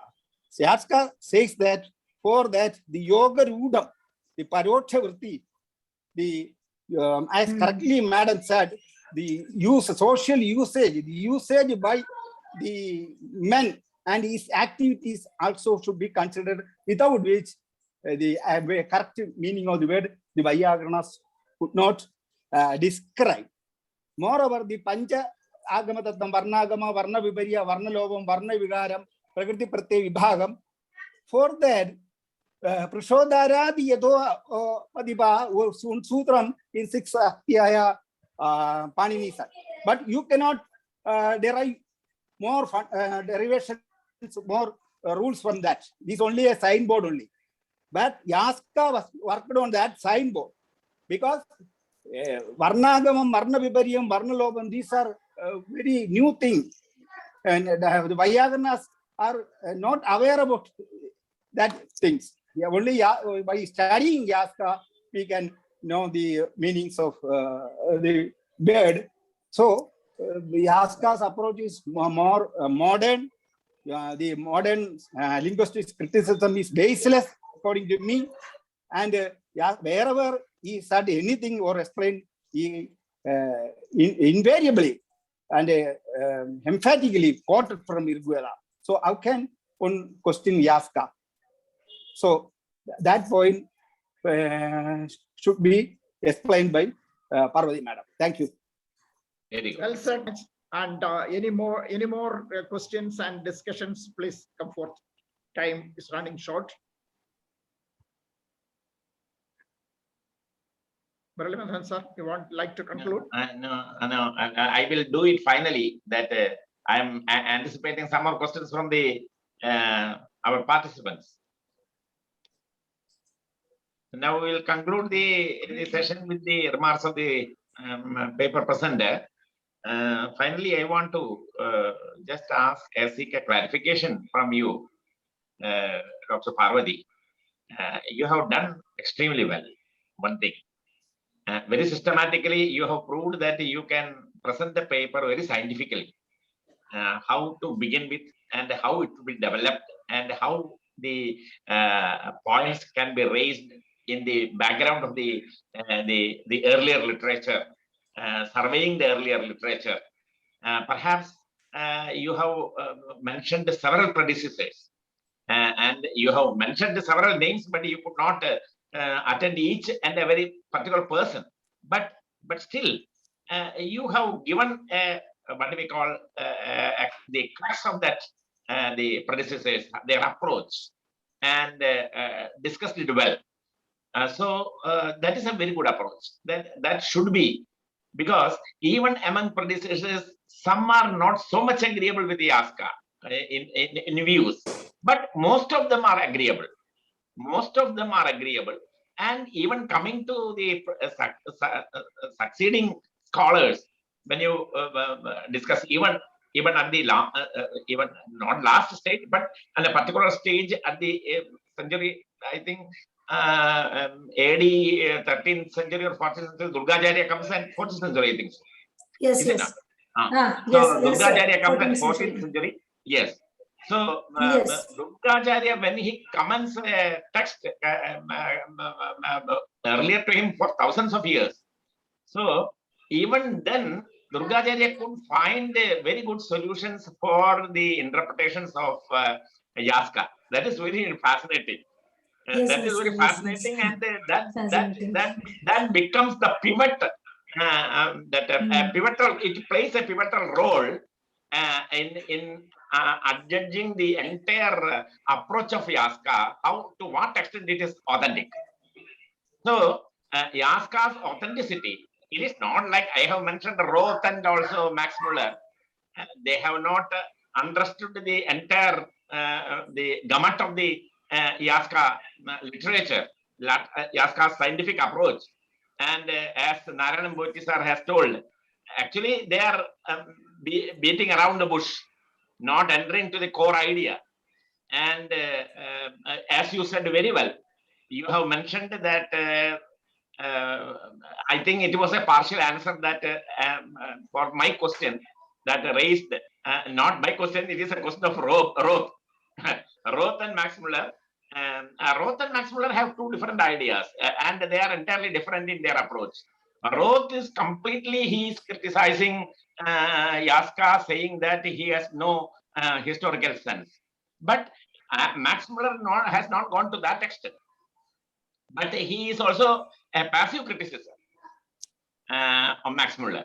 So what I want to say is that the authenticity of Yaska's approach has been well explained by you, quoting predecessors and successors, and also based on commentaries, and even the status of woman in the society, the widow problems, and the real nature of a widow, and why that word has been derived in such a way, that is still, I feel that that meaning given by Yaska, that at that time when husband goes, that the lady becomes totally what we call anadha, and she has to run here and there. That is the literal meaning given by Yaska. So this is the answer to those who criticize Yaska, that saying that Yaska has no historical sense. I think these are the social, history means what? History is something connected with the society. So these are the social aspects, aspects connected with society, explained by Yaska. So still there are so many possibilities and even probabilities of that means sometimes it is far-fetched or not so far-fetched. Let it be in two different ways. But there are chances of interpreting Yaska better in a historical perspective. That is possible. Still, we have to work in the Yaska literature. When you dig it more and more, then you can find more precious jewels in the Ghani. So, with these observations, I beg to remain. But do you have an answer, or whether you have gone through the problem that Yaska and even his commentator Durgacharya, I think even later commentators also, 3-4 commentaries are notable commentaries are there, but I have not read the later commentaries fully, but the Durgacharya I am familiar. They put forth an argument that there are several mantras. They explain several mantras, and in the later stage, at present, so to say, in the text, we don't find such mantras. There are several mantras which are already mentioned by Yaska and even Durgacharya. They were not traceable in Ayurvedic Samhita portion. So there is an argument that the Orthodox group, so to say, I simply using a word, it not denotes any bad meaning or good meaning. The Orthodox group, the word Orthodox, I have used that conventionally accepting that Veda, the entire Vedic lore is Abhaurushaya and self-revealed, and those mantras are whatever produced or whatever revealed at that time, that still it is available in the society in the form of mantras. This argument, whether you agree with or what this Yaska and Durgacharya says on these matters regarding these mantras. Several mantras disappeared. Several means not totally, I'm speaking, some mantras disappeared. Then what is the answer to the question that since it is Abhaurushaya, there is no chance of missing it, going away, fading away. It should be there. Then what is the what will be the answer for this question?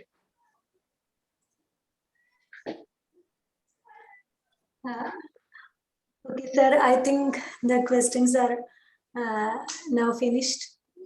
Can I tell you? Yeah, you can.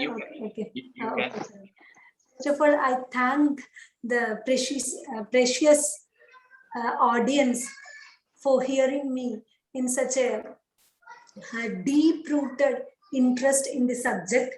Thank you very much, Narayanan Poti sir, Subramanian sir, Murli Madhan sir, and all other people who are not asking questions and still observing me. Thank you, observing my thoughts. So the first question has been answered by Narayanan Poti sir. That is, what is the relation between syntactic or morphological structure of Nirukta, morphological observations of Nirukta? That is already answered. But Narayanan Poti sir again put forth one more thing, that is the concept of bhava. Here, the concept of bhava explained by Yaska is a clear cut of the syntactic structure of Nirukta. That is, he is connecting all the words to the verb. The verb is the most important strategy or most important thing in a sentence, and exploring the concept of bhava. Bhava pradhanam akhyatam has been told by Yaska. And these steps of bhava has been explained by Yaska in various styles. Bhavati iti bhavasya purvapari bhutam bhavam akhyadena achashte vrajati pachati ityupakrama prabhritya pavarga paryantam. This is the whole structure of a sentence. Not only a sentence, a life of a man or a life of a prakriti, what we will say, a universe. That is purva paribhutam bhavam akhyatena chashte. That is upakrama prabhritya pavarga paryantam. One verb means not only a word, it is an activity. An activity will begin and it will end. These processing are explained by Yaska a very, very systematical manner, and it is the observation of Yaska in a syntactical approach or a philosophical approach, or a later traditions like Mimamsakas are explained the concept of bhavana in later tradition. That is the chodha of all these things are the basic observation made by Yaska, explained by the other scholars of or other wisdoms in Indian tradition. So this can be connected with the syntactic structure of Nirukta. Not only a syntactic structure, a great philosophical structure, a great universal truth. Universal truth has been explained by Yaska through the concept of bhava. That is purvapari bhutam. Purvapari bhutam means purvam and aparam. Purvam and aparam has been connected. That is the bhava. So the theory of bhava of Nirukta is actually a research topic, and it has to be explained. And I think the question of Narayanan Poti sir and Subramanian sir has been answered here. Any other things has been asked by Narayanan Poti sir? No. Only Only this. Okay. And Only this. the next, Only, yeah. See, another question now coming. What is the relation between Nirukta and Varna? That is Vyakarana. one question. One question. I have been explained. I have been explained at first of my topic, my session. That is, these two are complementary, or these two are connected. These two are connected with as a reciprocal, because without Nirukta, Vyakarana cannot be stand. That because Nirukta explaining the meaning.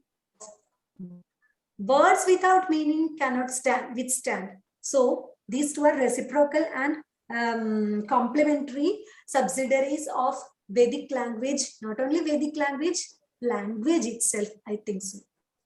Panini has 22,000 Plus plus 20,000 yes. 2,000 plus times. Yes, yes.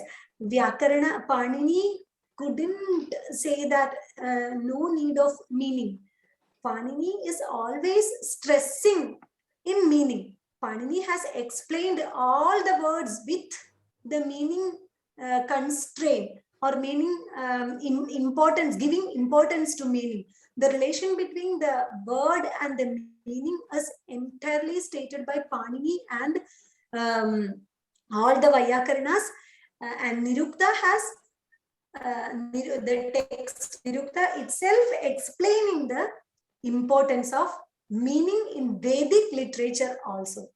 So this is the relation between Nirukta and Vyakarana. And I want to say about the question.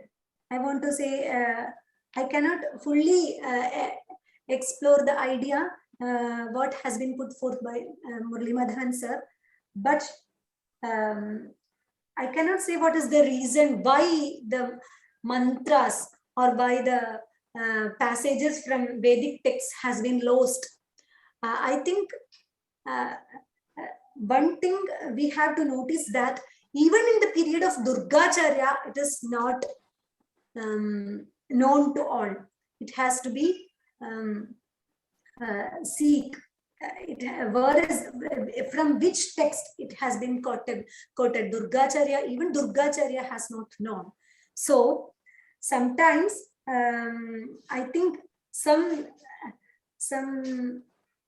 quotations or some passages from Vedic texts given in Nirukta, these are explaining the social structure or social discriminations or social characteristics of the people at that time. So Yaska is explaining all the social interpolations in Yaska's period.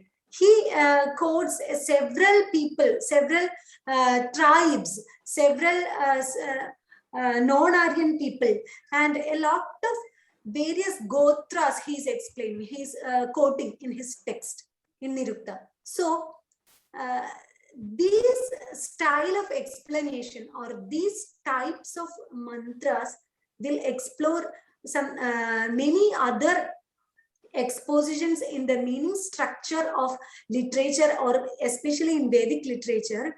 The Kautsa, I have mentioned earlier that the Yatnika tradition, Kautsa is clearly withstanding for a Yatnika tradition who is not giving importance to meaning and who is stressing only for the Vedic chanting of mantras, did not appeal or did not interested in such mantras. I think so, maybe. I have put forth this question in my...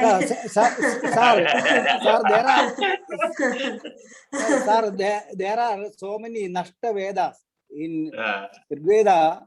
It is said that there are 20-25 shagas or Vedas were there, but now only these two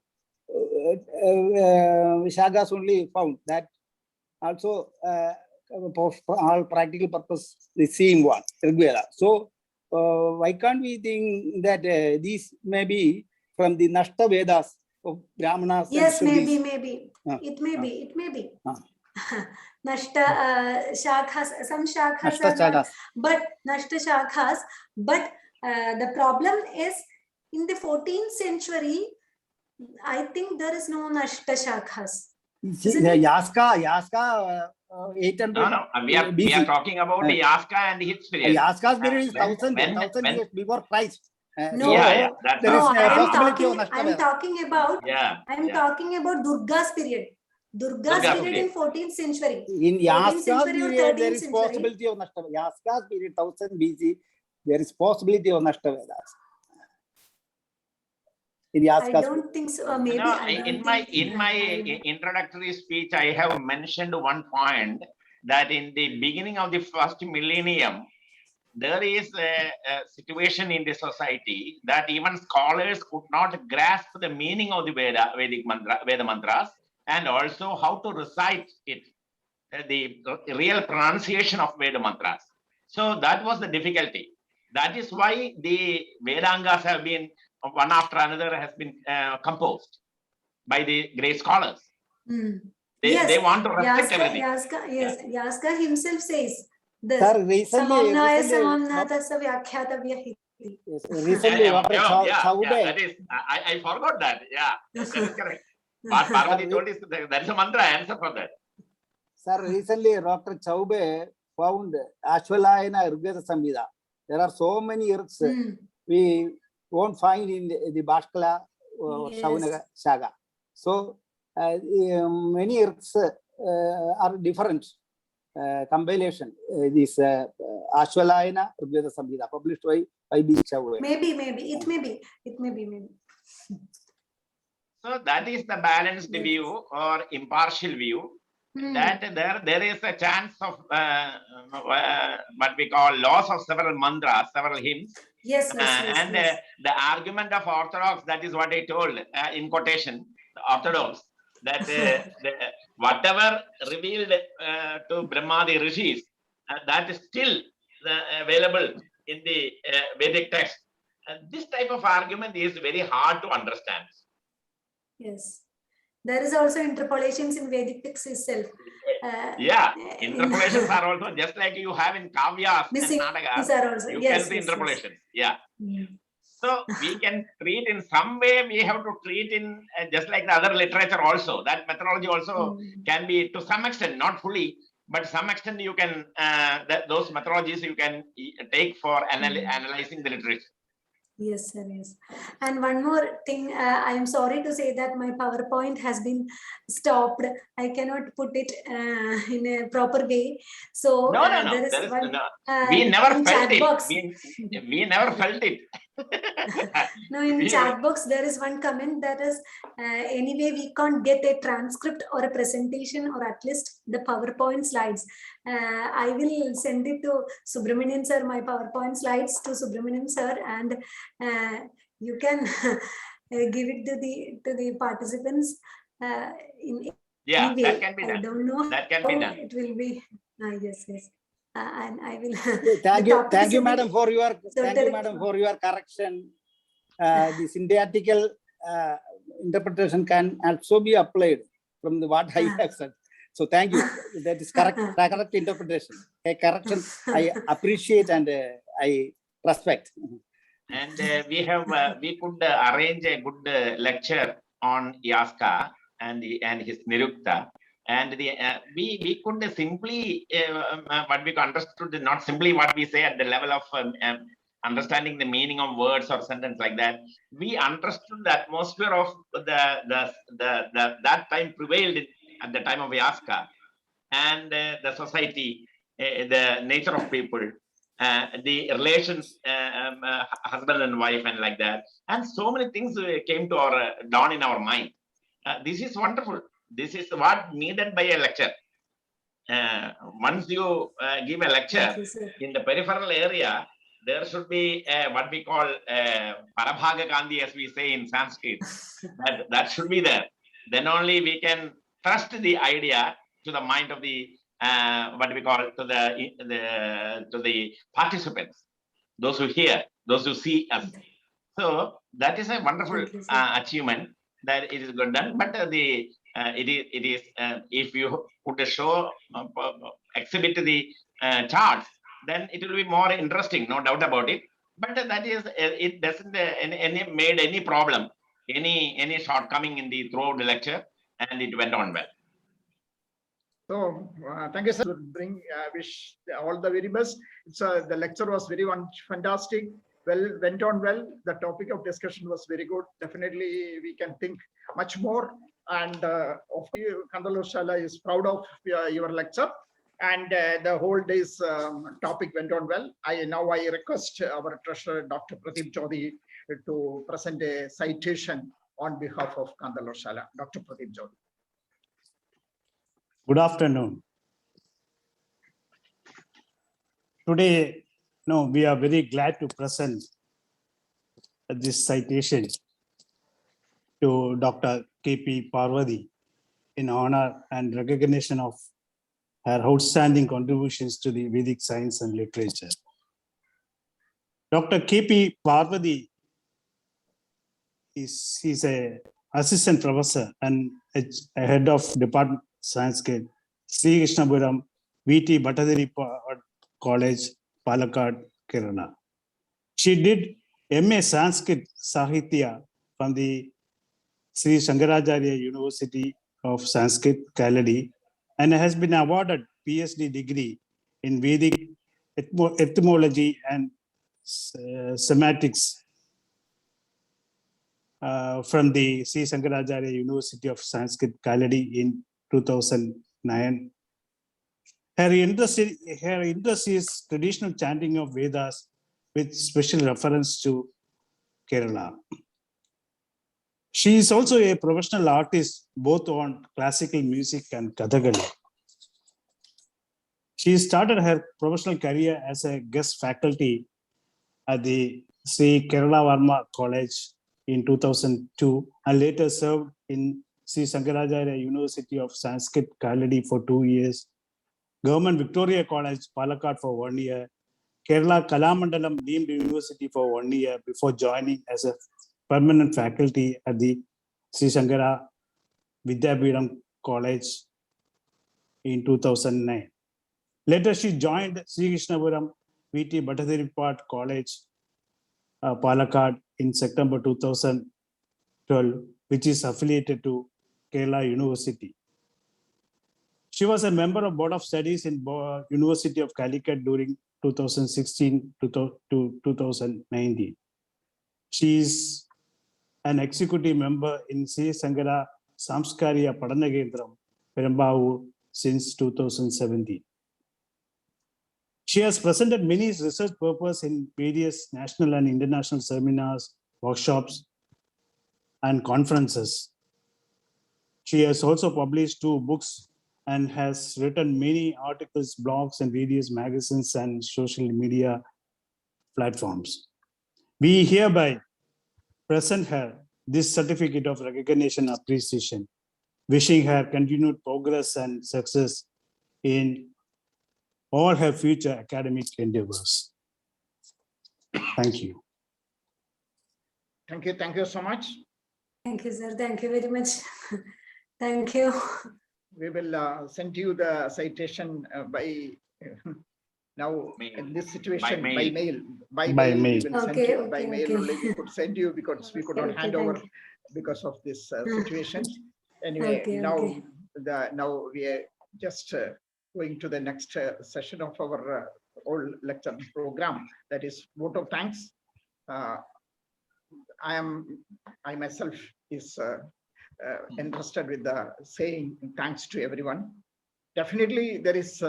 First, I would like to thank the audience. Actually, there is lot many people attended this function, more than 50 in some point of time, and of course, everybody is their own paucities of time and things. They would have been number have been say altering from time to time. But anyway, it is well attended function. So I would like to thank everyone. And my request to all of you is that we have Kantaloor Sala is having a website. In the website, all these programs, audios, YouTube is available. You in the YouTube program will be, the lecture will be available, and you can visit our site as well as the YouTube and say your comments. Next seminar, again, our Murali Madhavan sir was mentioning about 16th program. That is also one, so I would like to add on now. So that is one thing that from 16th onwards, we were planning for an international 5-day seminar. A detailed program will be following it. We will be sending to all the participants as well as in our forums through other medias, social medias. We will be sending you all your active participation for the international seminar is also solicited right now. Then And I will move on to my role of saying vote of thanks. That is, first and foremost, our guest, Dr. K.P. Parvathy. She did her a fantastic job of sharing the knowledge of Nirukta. That is in role of Nirukta in Vedic hermeneutics. That is well done. She has prepared well and she has shared her thoughts with the people. So your sharing of knowledge with this Kantaloor Sala platform is very much thankful. So on behalf of Kantaloor Sala and all the participants here, I thank you so much for the excellent presentation done here in this platform. Thank you, Dr. Parvathy. Thank you, sir. Thank you. Then, of course, our president, our special officer, and today's presiding person, Dr. Murali Madhavan, sir, he is also definitely thrown light on our activities as well as the hard topic. So that was excellent. So prior to starting the lecture, what is the platform in which we were standing? He has well explained, and also what is the topic on which we were going ahead. That's also well explained. And as the teacher, professor of the speaker itself is definitely a good choice, baby. I can say that as our welcome speech, our Dr. Ramamurthy said, Murali Madhavan sir always take care of the institution and the standard, what we have set up. Always we keep a standard that always the topics will be well explained and good speakers will be brought to this platform. So that way we have keeping up our tradition, and this today's lecture, especially on VEELS 2021. This is the second lecture, that is Vedic Epistemology and Exegesis. So that was wonderful lecture. So all this planning has been done by Dr. Murali Madhavan sir. So thank you, sir, for guiding all the activities. Thank you so much. Thank you. Thanks to Murali Madhavan. Thank you. Thank you. Then I would like to say that the today's discussion definitely our active participation of our own Kantaloor Sabha President Sri Narayanan V.T. He is always a guiding source of inspiration for all our activities. So I take this opportunity to thank him, as well as our Vice President Sri Madhavan Nambudiri, and Kantaloor Sala directors Dr. Ramamurthy, Dr. Hariharan, and our citation has been presented by the treasurer, Dr. Pradeep Jodi. All these people are a joint move where we could, without in any infrastructure, Kantaloor Sala is able to do a lot of activities in every week. So all these people are behind, and our all trust members, many people, I am not naming many of them, but I take this opportunity to thank one and all for their wholehearted cooperation and support to the Kantaloor Sala. Then, last but not least, I once again thank all the participants who were present today, and also who were actually in absence. Also, some of the people who were participating in our program. That is, we were knowing that in our site, many people are looking on, and many people are taking cross-reference also from our site. These are all definitely a source of inspiration for our activities. So all those people, I take this opportunity to thank all of them. And with the Shanti Padam, I would like to conclude today's session. Sarve bhavantu sukhinaha, sarve santu niramaya, sarve bhadrani pashyantu, ma kaschid dukkha bhavet. Om Shanti Shanti Shanti. Okay, thank you.